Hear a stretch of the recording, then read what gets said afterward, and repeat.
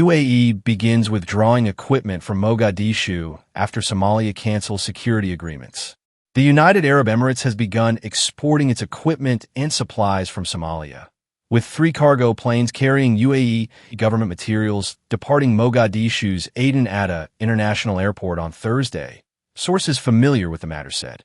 Government and aviation sources told Iran Online that the flights mark the start of a broader withdrawal of UAE equipment from Mogadishu following Somalia's decision this week to cancel security and defense agreements linked to the Emirates.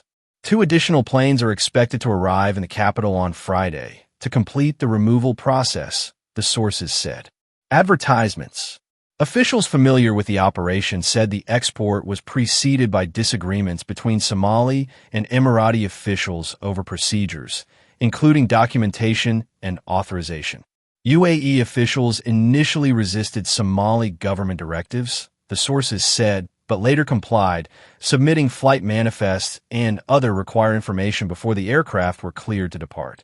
The withdrawal comes days after Somalia's federal cabinet voted to annul all security and defense agreements and cooperative arrangements connected to the ports of Berbera, Bosaso, and Kismayo, citing what it described as serious breaches of Somalia's sovereignty, national unity, and political independence. The decision followed an investigation by Somalia's Immigration and Citizenship Agency into the alleged unauthorized use of Somali airspace and territory in connection with the movements of Idris al-Zubaydi, the head of Yemen's Southern Transitional Council, a UAE-backed separatist group. The Saudi-led coalition fighting in Yemen has accused al-Zubaydi of defying instructions to travel to Riyadh for talks, instead mobilizing forces toward Al-Dail in southwestern Yemen. Coalition spokesperson Major General Turki al-Maliki later alleged that al-Zubaydi fled the southern Yemeni city of Aden by sea before leaving the region by air, with Abu Dhabi facilitating his transit through Somali territory. Al-Maliki said al-Zubaydi boarded a flight accompanied by aides under the supervision of UAE officers. The Southern Transitional Council has denied the claim, insisting its leader remains in Aden. The deterioration in relations is also unfolding against a wider diplomatic backdrop. Last month, Israel became the first country to formally recognize Somaliland as an independent state, a move Somalia fiercely rejected.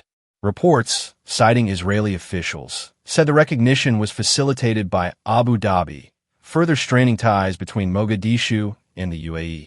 The Emirates has long cultivated deep economic and security ties with Somaliland, including a $442 million investment by Dubai-based logistics firm DP World to develop and operate the port of Berbera. Somalia's federal government considers Somaliland part of its internationally recognized territory and has repeatedly objected to foreign agreements made without its consent.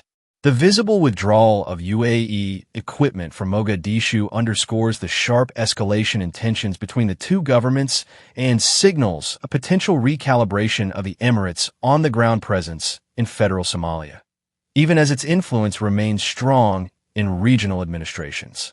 Somali officials say the government remains open to international cooperation, but only on terms that fully respect Somalia's unity, sovereignty, and constitutional authority, a position that is now being tested as one of Mogadishu's most powerful foreign partners pulls back.